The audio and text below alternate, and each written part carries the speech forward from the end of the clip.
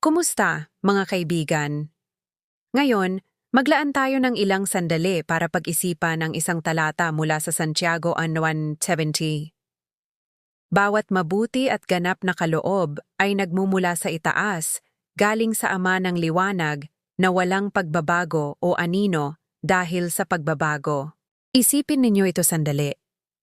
Lahat ng mabuti sa buhay natin, ang talento natin, mga kaibigan, mga pagkakataon, at kahit ang maliliit na kagalakan ay galing sa Diyos.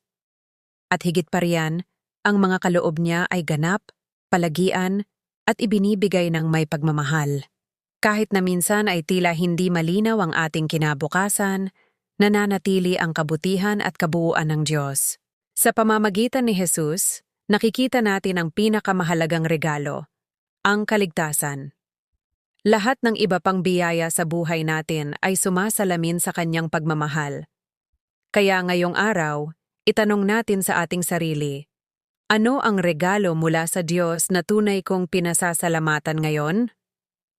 Maaring ito ay malaki, tulad ng buhay, pamilya, o mga plano para sa hinaharap. O maliit, tulad ng ngiti, mabuting salita, o sandaling kapayapaan. Ang pagpapasalamat ay nagbabago ng ating pananaw. Pinapatingkad nito ang kabutihan ng Diyos at hinuhubog kung paano natin tratuhin ang iba at paano natin iginagalang ang Diyos sa ating pang-araw-araw na buhay. Manalangin tayo. Ama naming Diyos, salamat po sa bawat mabuti at ganap na regalo na ipinagkaloob ninyo sa akin. Tulungan mo po akong mapansin ang iyong kabutihan kahit sa maliliit na bagay. Panginoong Jesus, salamat po sa pagiging pinakamahalagang regalo sa pagligtas at pagsama sa akin bawat araw.